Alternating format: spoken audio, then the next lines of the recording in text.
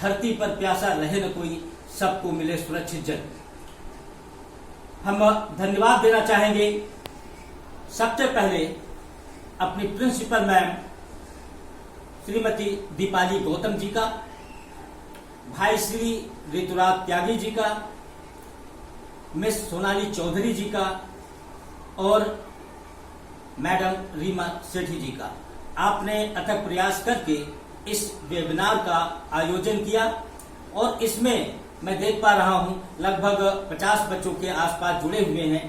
इन बच्चों को भी मैं बहुत बहुत धन्यवाद देता हूं कि आप सब जुड़ करके एक अच्छी बातें सीख रहे हैं और सीखना भी चाहिए। मैं अपनी बात बच्चों से शुरू करता हूं। प्यारे बच्चों, 10 मिनट का टाइम हमें चाहिए और 10 मिनट में जो व्यवहारिक चीजें हैं, जो मैंने फेस की है, जो मैं देखता हूं, उस पर आपके साथ में चर्चा करूंगा। मुझे विश्वास है आपको अच्छा लगेगा।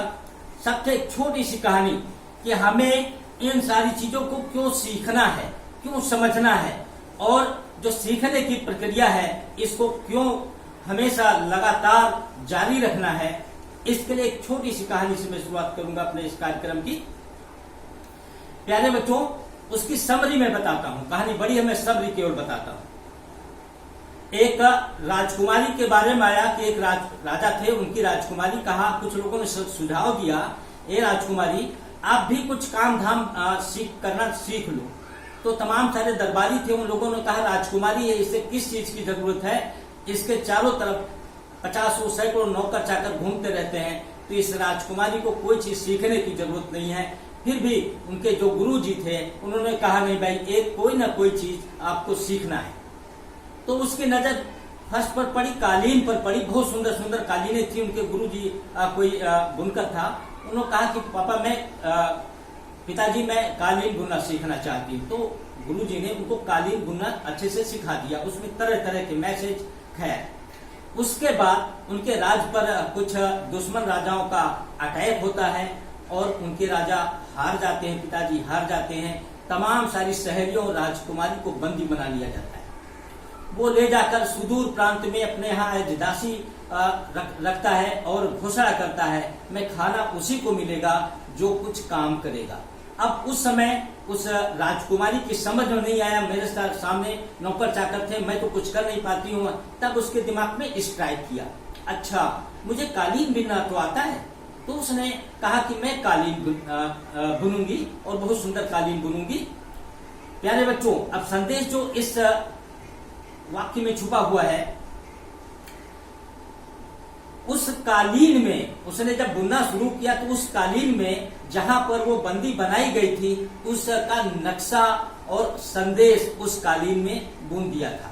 उसकी बनाई गई कालीनें, उसकी और उसके साथ दोस्तों सहेलियों द्वारा बनाई गई कालीन वहां से निकलकर पूरे दूर दूर तक बिक्री के लिए भेजी जाने लगी, बेचने के लिए।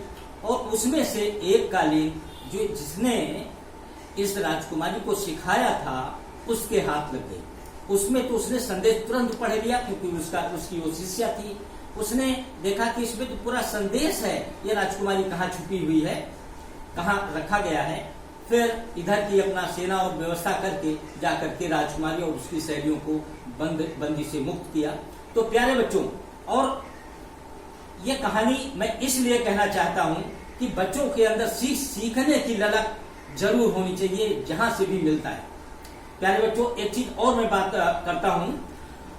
अब इस समय कोरोना काल चल रहा है, सभी लोग अपने घरों में बंद हैं। जिन बच्चों ने आज से पहले मम्मा की हेल्प की होगी, थोड़ा बहुत कुकिंग करना सीखा होगा, आज उनके काम आ रहा होगा। क्योंकि बच्चे जब आप पढ़ लिख करके बाहर रहने के लिए निकलते हो तो आपको कैसी सिचुएशन से फेस होना पड़ेगा आप समझ सकते हो। होटल सारे बंद, दुकानें बंद, कहाँ खाओगे? तो जिन बच्चों ने किचन का काम सीखा होगा, थोड़ा सा कुक करना सीखा होगा, तो आज उनके बहुत काम में आता है। तो कब कौन सी सिचुएशन हमारे सामने आ जाए ये किसी ने नहीं देखा है। तो जब कहीं भी सीखने का अवसर मिले, आपको सीखना है, मन लगा के सीखना है। तो हम